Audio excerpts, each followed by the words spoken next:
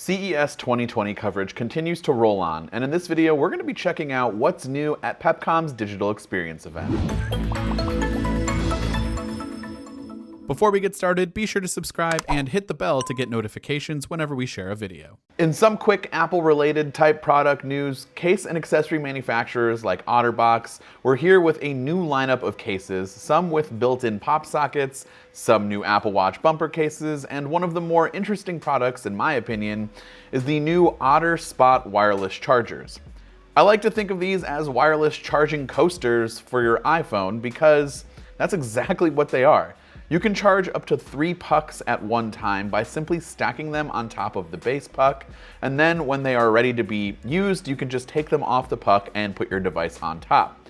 You now have 3 different 5,000 milliamp hour true wireless chargers to take anywhere with you around the house. Then you just plop them back on the base and that will charge the pucks. You can also charge the pucks and charge a device at the same time, and you can also use the USB-C port on one of the pucks to charge a device wirelessly and one with a wire. Also, in efforts to promote their new lineup of screen protectors that apparently help fight off bacteria, OtterBox did tests on people's phones to show them how gross they are, and spoiler alert, everyone's phones are nasty. Incipio released a few new cases that are made from plant-based materials that are called Organicore. These cases are designed to reduce landfill waste and are made from 100% compostable material. This material will break down in as early as 6 months in industrial compost facilities. Incipio is also the parent company to Griffin, which showed off its new lineup of ultra-compact and fast charging bricks for your iPhone, iPad, and MacBook.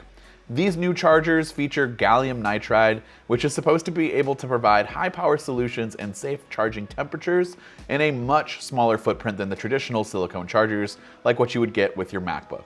The new lineup comes in a dual 30-watt, 45-watt, and 96-watt USB-C power delivery chargers. Catalyst also introduced some new protection for Apple devices with iPhone and Apple Watch cases and their ever-popular lineup of AirPods cases, which now includes some options for AirPods Pro. There are your traditional, colorful, full protection models with a carabiner attachment, as well as this ultra-minimal single-band version, just to simply help attach your AirPods case to your bag. There were also plenty of headphone manufacturers displaying its latest true wireless headphone solutions, from newer companies like One More and those who have been in the game for a while like Jabra, with their new Elite 75T actives. Now, we actually just checked out the regular 75Ts in a video last month, but these new active versions, well, they're made for active people, featuring a new durable coating specifically for water and sweat resistance, and has an IP57 rating. Now, let's move on to some more interesting non-Apple related products, and the first one of that category is the Lenovo ThinkPad X1 Fold. And judging by the name, you probably guessed that it features a 13.3-inch OLED folding display.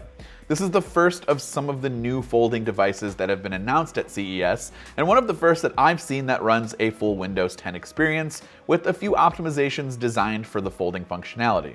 The computer does offer the ability to use an on-screen keyboard when you want to fold it kind of halfway and use it like that, or it comes with a physical keyboard attachment that can actually charge itself while it's sitting on top of the display.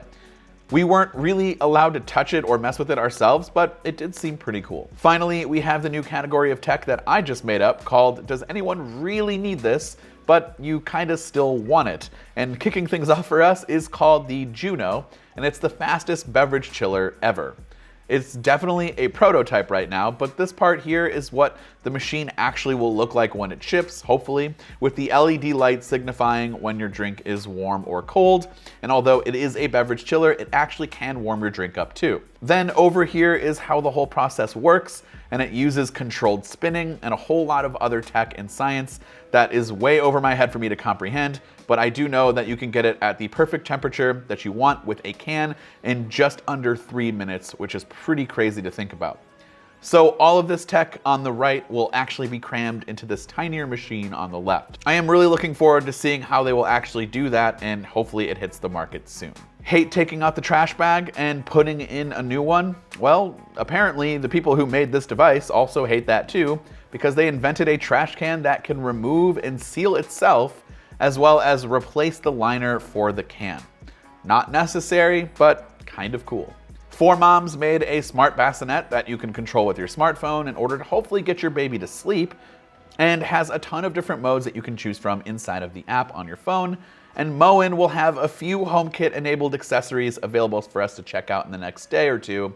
But I did want to show this smart faucet off that they were showing that unfortunately does not work with HomeKit right now, but it works with other smart assistants like Google Assistant and can automatically dispense the correct amount of water and at the exact temperature, all from a simple voice command. The faucet will run water until it reaches its desired temperature, and then once it's done, you simply wave your hand over the faucet and it will fill up from the command that you gave it. The showroom floor is officially open starting on Tuesday, and we'll start bringing you coverage from the main floor throughout the week, so be sure to let us know what you want to see in the comments down below. This has been Dan with MacRumors. Thanks for watching, and I hope to see you around in the next video.